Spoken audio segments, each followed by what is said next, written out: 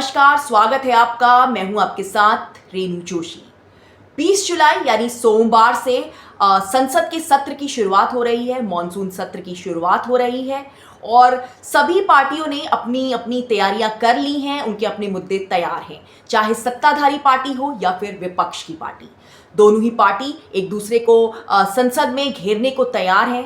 एक तरफ जहां सत्ताधारी पार्टी यानी बीजेपी का मकसद होगा इस सत्र के दौरान ज्यादा से ज्यादा बिल पारित करवाना, बिल पास करवाना, वहीं विपक्ष जो जनता के मुद्दे हैं जैसे कि बेरोजगारी है, महंगाई है और तेल के दाम बढ़ना है, इसके अलावा जो नीट परीक्षा का मामला है, इन सब मामलों में सरकार को घेरेगी, जनता के इन मुद्दों को संसद में उठाएगी। यानी पूरी की पूरी गूंज जो जनता के मुद्दे हैं ये संसद में अब सुनाई देंगे। इस मॉनसून सत्र में 20 जुलाई से ये सत्र शुरू होगा और 13 अगस्त तक ये सत्र चलेगा। तो आज ये तो खैर खबर है ही, इसके अलावा जो मैं आज आपको एक बताने जा रही हूँ, मैं आपको सुनाऊंगी। काफ़ी इंटरेस्टिंग सी चीज़ें होती हैं संसद में, कई बार कई ऐसे मामले सामने आते हैं जो कि वायरल हो जाते हैं। नेहरू इस देश के लिए जिए, सुन लीजिए, बाकी भी भेज देंगे। पंडित जवाहरलाल नेहरू इस देश के लिए जिए और देश की सेवा करते करते उन्होंने दम तोड़ा। फिर भी सुन लीजिए, मेरी एक सलाह ले लीजिए, मेरी एक सलाह ले लीजिए। सर मैं आपको आपके माध्यम से सलाह दे रहे हैं, छोड़ना नहीं। सर मैं आपके माध्यम से एक सलाह दे देती हूँ। बात है साल 2025 की दिसंबर की, यानी कि उस समय शीतकालीन सत्र चल रहा था, संसद में कार्रवाई हो रही थी और संसद की कार्रवाई के दौरान प्रियंका गांधी ने प्रधानमंत्री नरेंद्र मोदी को ऐसा करारा जवाब दिया था कि वो काफी ज्यादा वायरल हो गया था। हमारे प्रधानमंत्री महोदय 12 सालों से इस सदन में हैं, मैं मात्र 12 महीनों से हूँ। फिर भी छोटी सी सलाह है, नेहरू जी से जितनी भी शिकायतें हैं, जितनी भी गलतियां उन्होंने की आपके जहन में, जितनी भी गालियां देनी है, जितना भी अपमान करना है, उसकी भी एक सूची बना दीजिए। नहीं, बात खत्म नहीं है।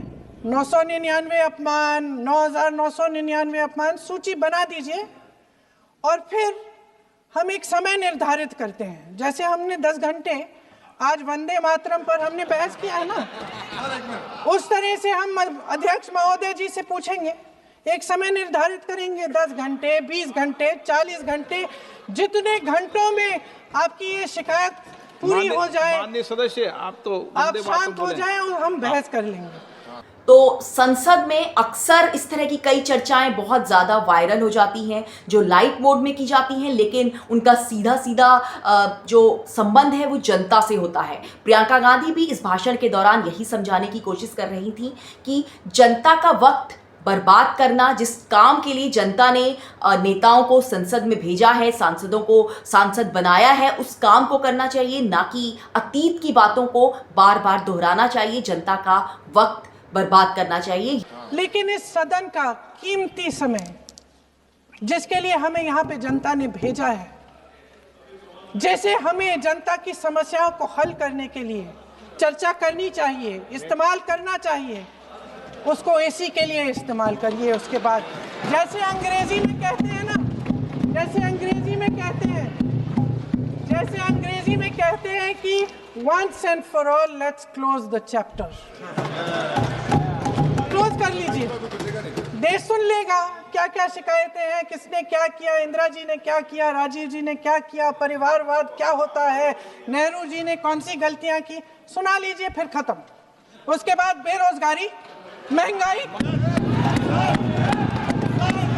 महिलाओं की समस्याएं, जो पीएमओ में हो रहा है उसकी बातें, उसकी चर्चा, जो बैटिंग ऐप के बारे में हो रहा है पीएमओ के अंदर, आप सदस्य प्लीज, जो एप्स्टीन फाइलों में आपके मंत्री महोदय के नाम निकल आए हैं, उसकी चर्चा करेंगे। तो अब देखना यह है कि इस बार संसद के सत्र में किस तरह से चर्चाएं होती हैं, क्या माहौल रहता है, क्या विपक्षी पार्टियां किस तरह से सरकार को घेरती हैं, क्योंकि इस बार सरकार पहले से ही कई मुद्दों पर घिरी हुई है।